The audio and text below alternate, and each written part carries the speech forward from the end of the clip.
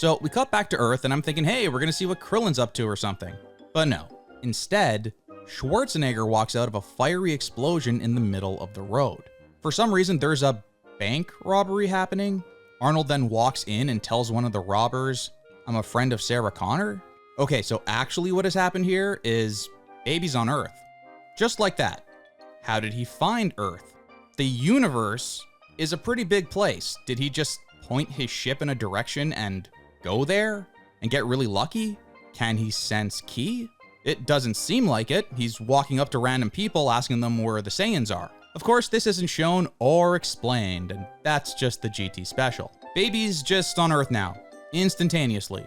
Don't think too hard about it. Thankfully, we get to see Goten on a date, which is great.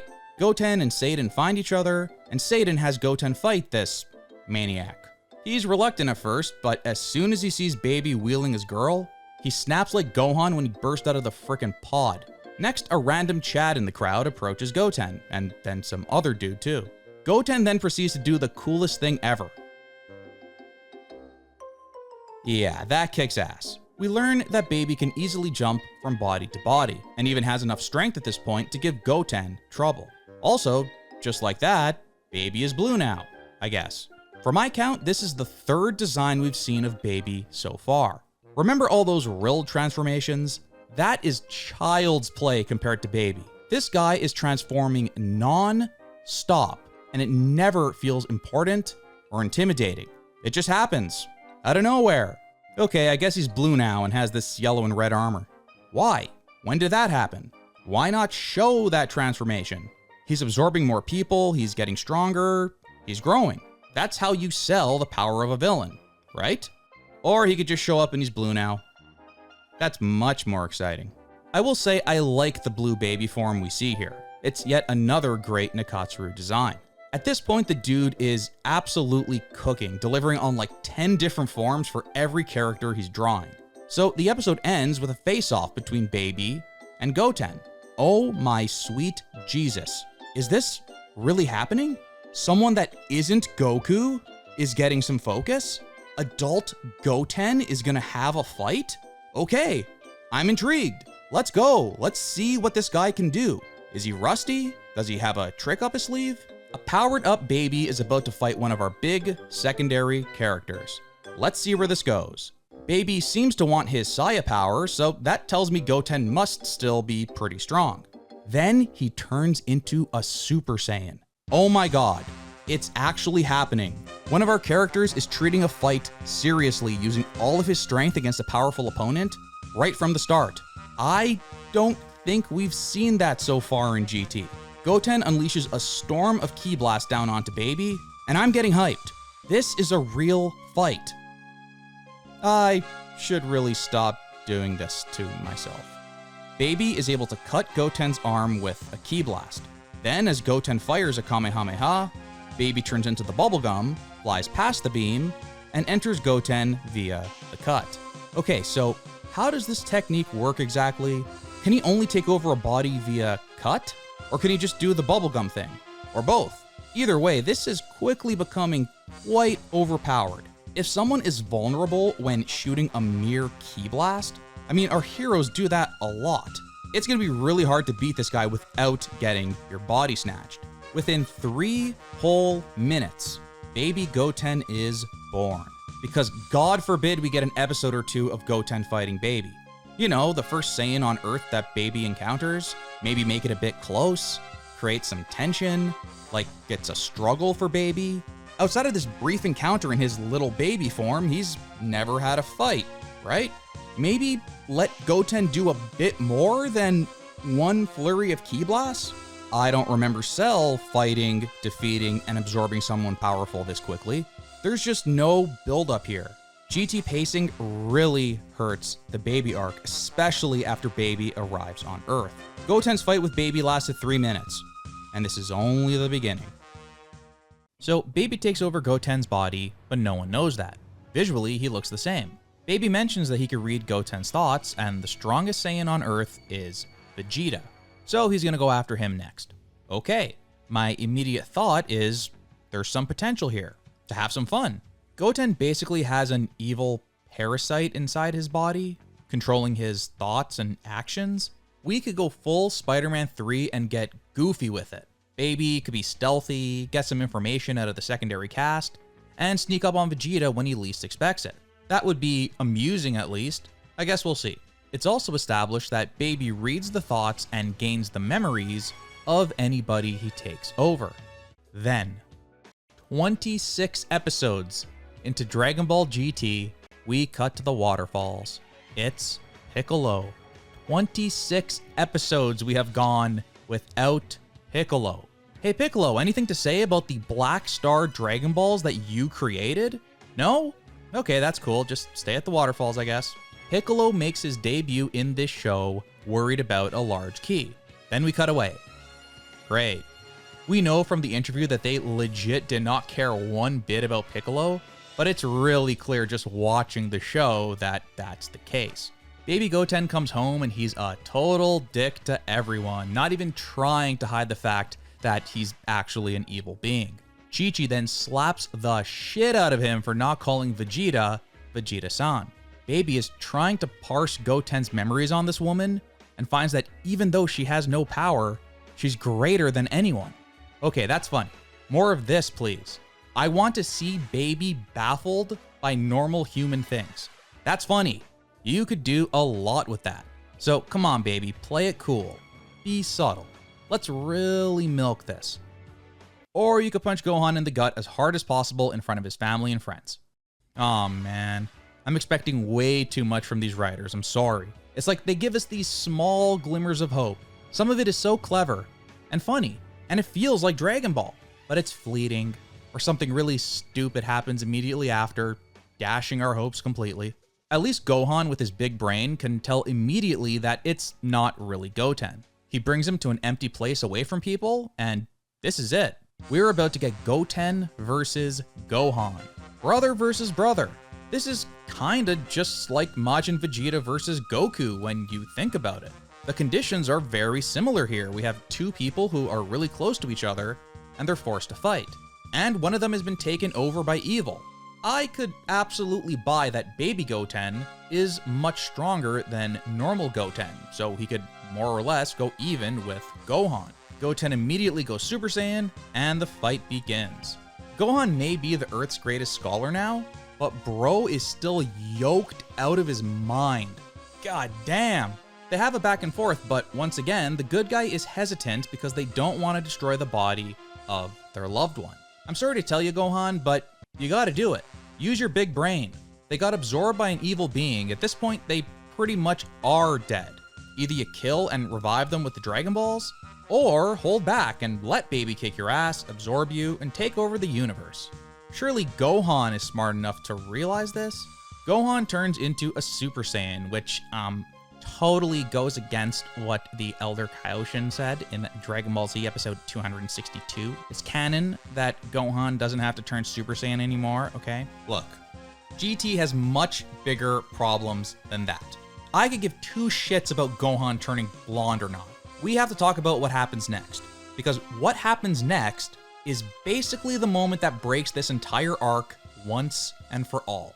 As Gohan begins to radiate his ki, the bubblegum begins to shoot out of Baby Goten, it goes all over Gohan, and that's a wrap.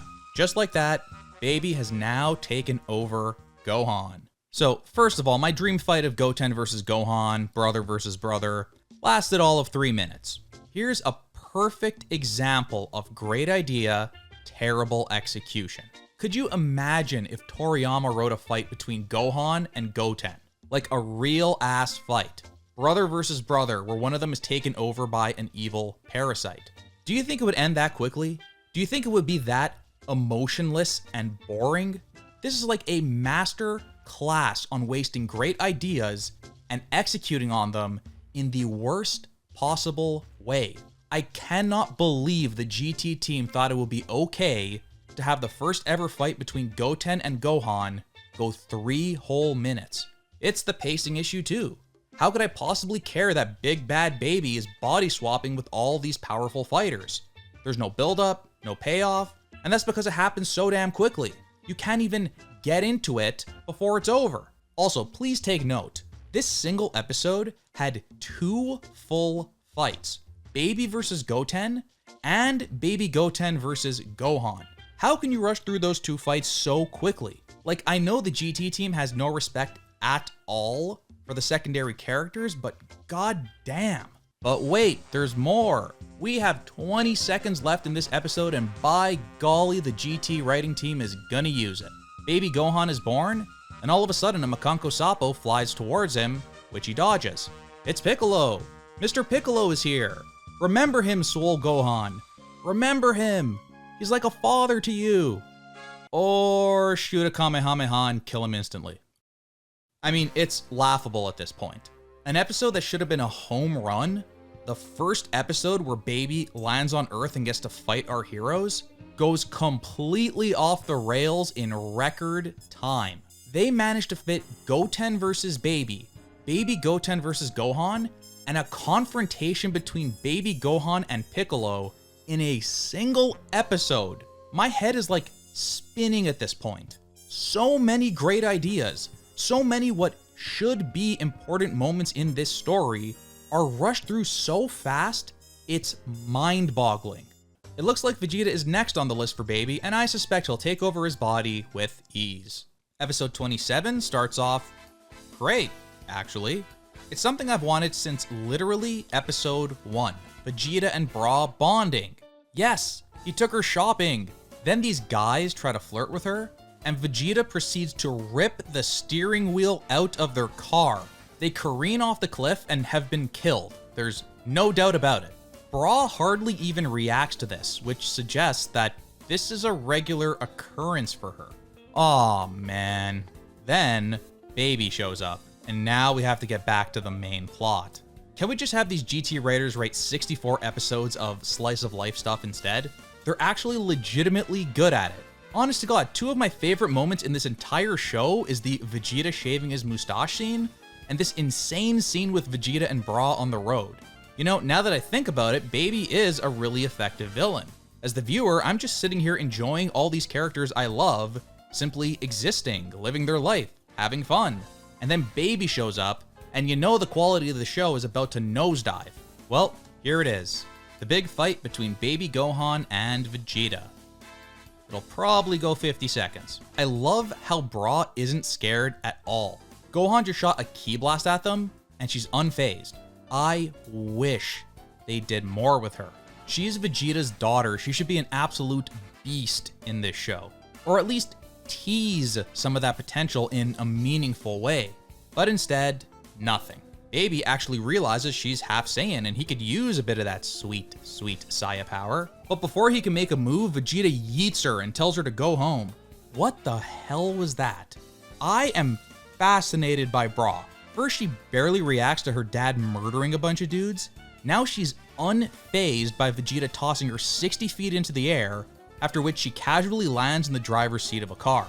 I have so many questions. What is her story? What is her life like? What was it like growing up with Vegeta as a dad? How did she reach this point where she barely even reacts to these insane things happening all around her? We need a Bra OVA or movie or something. We then see Goten flying towards the fight, and he's still evil? We learn that Baby lays eggs inside the bodies he takes over, which means he can control multiple bodies at a time, not just the one he's in. To be completely fair, this fight between Baby Gohan and Vegeta has some absolutely awesome direction and animation. Look at this. That's just sick. Vegeta is getting wrecked. Suddenly, Goten shows up and now it's a 2v1. Vegeta very quickly gets a cut on his face. But who cares? We just saw with Gohan that doesn't even matter. Then, Vegeta does the thing that every character in Dragon Ball always does in every serious fight. He flexes really hard and screams like he's taking a huge dump. And now we know Saiyans are at their most vulnerable when constipated. Baby enters his body, and just like that, Baby Vegeta is born. Wow, that was a pretty long fight. It went about 10 whole minutes. Impressive. By GT standards, that's like the equivalent of Goku versus Frieza on Namek. And then we get the money shot. For some reason, when Baby absorbs Vegeta, he gets a new look. With the white hair and the eyes with the lines. Why didn't he do that with Gohan? Maybe he was trying to be all stealthy and secretive with those ones. But now he's free to download and equip some cosmetic DLC. No more default skins for Baby. I gotta say, Baby Vegeta looks bad ass. I always liked him. Nakatsuru, you mad lad, you've done it again. Finally, we return to space to find our trio in parkas. The final Dragon Ball is on a snow planet. Goku finds it by total fluke in about 10 seconds. I'm not kidding. He falls into the snow randomly and it's just there in his hand. And so ends the Back to Our Roots experiment of Dragon Ball GT. After spending 4 episodes on the first 3 Dragon Balls, collecting the final 4 probably took a grand total of 5 minutes of screen time. But hey, all 7 Dragon Balls have finally been collected, and our heroes could head back to Earth at last. I will say I like the idea of Goku being out in space while some evil entity wreaks havoc on Earth, but man, Goten, Gohan, Piccolo, and Vegeta all went down to Baby in 2 episodes. I hate to harp on this, but can you imagine Toriyama ever cranking through that many characters that quickly? It's absolute madness. Anyways, Goku and Pan return home, and somehow don't notice the rest of their family ain't themselves. Literally. Trunks goes home too, and Vegeta is there, waiting for him. Baby drops the act in about 3 seconds and goes blanco. Giru tries to help by shooting some missiles at Baby. Bad idea. He's blown away with ease. Oh no. Then, the egg in Trunks' body that Baby planted before hatches, and now he's under his control too. We're running out of fighters here. Once again, they do the most boring thing possible with all of our characters being controlled by Baby. They're mustache-twirling evil villains who don't even try to hide it. Wouldn't it be fun if Goten, gave his dad shit for never being there for him?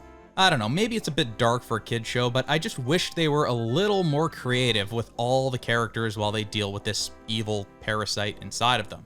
Instead, all of them are just comically mean and evil. Boring. I will say, it must be pretty traumatizing for poor little Pan to come back from space, and her mom and grandmother are ignoring her completely, and within 5 minutes her uncle and father are legit trying to kill her? She has a little existential crisis after they attack her.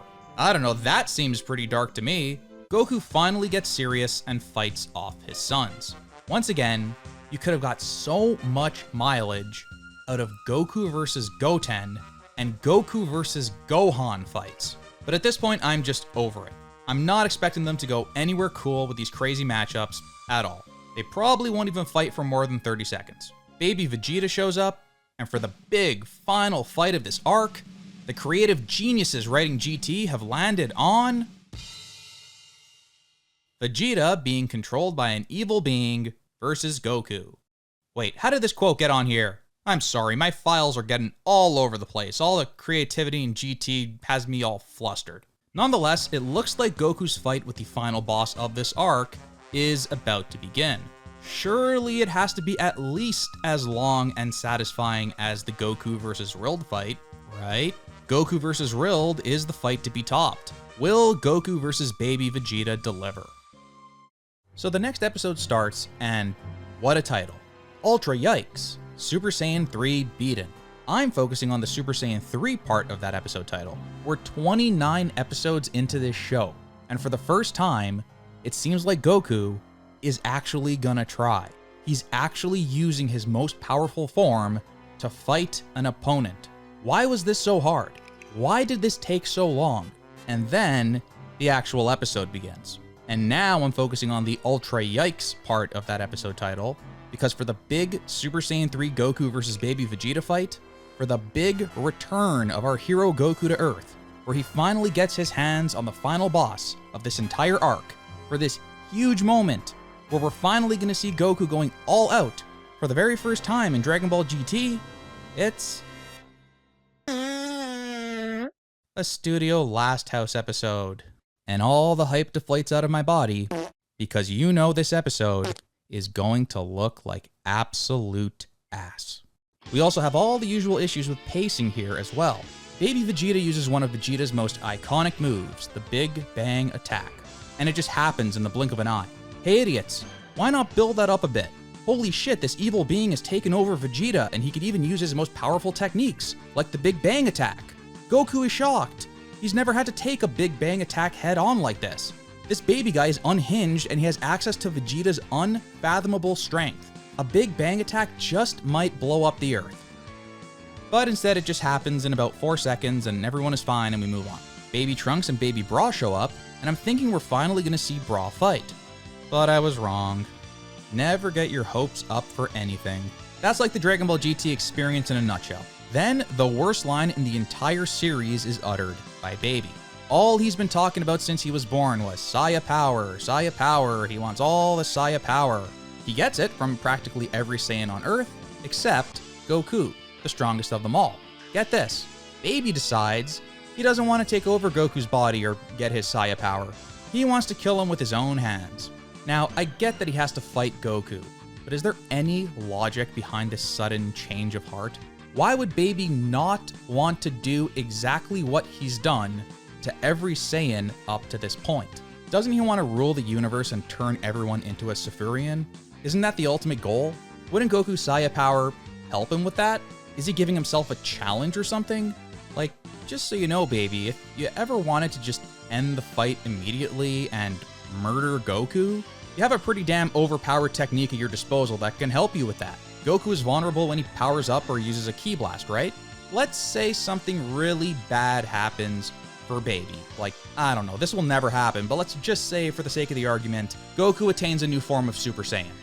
Like, if that happened, would you change your mind and try to take over his body then? I just can't get over how stupid this all is. And look, I know this is a thing in Dragon Ball, like the villains will do stupid things to give the heroes a chance to train or get stronger or fuse or whatever. But I don't think we've ever had a villain so systematic in his approach. He just wants Saya power, absorbing Saiyan after Saiyan after Saiyan, only to stop dead in his tracks and drop that strategy entirely when he finally gets to Goku. Anyways, Goku powers up, leaving himself completely vulnerable to Baby's body snatching technique. But of course, Baby just doesn't use it. We finally get to see Super Saiyan 3 Kid Goku in action, and it looks good. Last House actually does a decent job here, which is nice. For all of 30 seconds, Goku then powers down, claiming that because he has a small body, he can't maintain the power of being Super Saiyan 3. What? What does that even mean? His small body was sustaining Super Saiyan 1 just fine. What's the big deal about 3? He held the form pretty well in his fight against Kid Buu, and that was 15 years ago.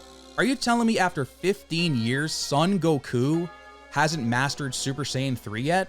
Like that wouldn't be a part of his training? He was pretty quick to master the first Super Saiyan form. He got it to the point where he could sustain it 24/7 and eat his frickin' breakfast as a Super Saiyan. So it's in his character to find a way to master these forms that take a lot of energy to hold. But no, God forbid we get something even remotely cool here in GT. God forbid we get one episode of Super Saiyan 3 Goku fighting Baby Vegeta and enjoy our hero going all out against the strongest enemy yet. We get 20 seconds and have to move on. I hate this so much. Baby proceeds to beat the absolute piss out of Goku, but before he finishes him, he tells his minions to perform the Super Saiyan God ritual. Baby Vegeta transforms, and what is that, transformation number 5? I'm not even counting Baby Goten and Baby Gohan here, but is there a mandate where Baby Vegeta can't stay in one form for a full episode? I get that Dragon Ball is a vehicle to sell toys, but there's such a thing as going too far. Look at all of these designs. I hope Nakatsuru got paid a bonus for this shit. I will say I like the look overall, but once again, GT continues to run into the same issues with transformations. When they happen so frequently and so quickly and for no real reason, you get numb to them. Like, the first Baby Vegeta just wrecked Goku with ease, and now he's transforming to a more powerful form? Okay, I guess. I guess they really wanted to make Bandai happy and sell as many versions of Baby as they possibly can? I mean, shit, it worked on me. And then, you're not gonna believe this. Seriously, you're not gonna believe this. Baby does like a spirit bomb or something, asking all his slaves to give him their energy, and he transforms again. I am not making this shit up. This actually happens. Baby Vegeta goes through 3 designs in this single episode of Dragon Ball GT. Could you imagine Frieza flying through 3 of his forms in a single episode? This GT team is drunk with power at this point. They've now reached the point where they can't even go 20 seconds without moving on to the next major plot point or transformation. Let's just look at this episode alone. Oh crap, the fight begins. Oh crap, Goku is going Super Saiyan 3 for the first time. Oh crap, he can't hold Super Saiyan 3 and turns back to his base form. Oh crap, Baby is transforming. Oh crap, Baby is transforming.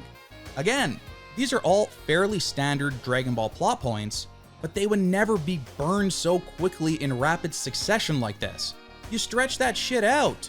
Make it dramatic, make it matter. This may be the worst example of GT pacing yet. It's so bad. So now Goku is dead, or so we think. Let me remind you, this episode started with the very beginning of the Goku versus Baby Vegeta fight, and it ended with Goku dying. Let's think back to another time when Goku died. Yeah, remember that?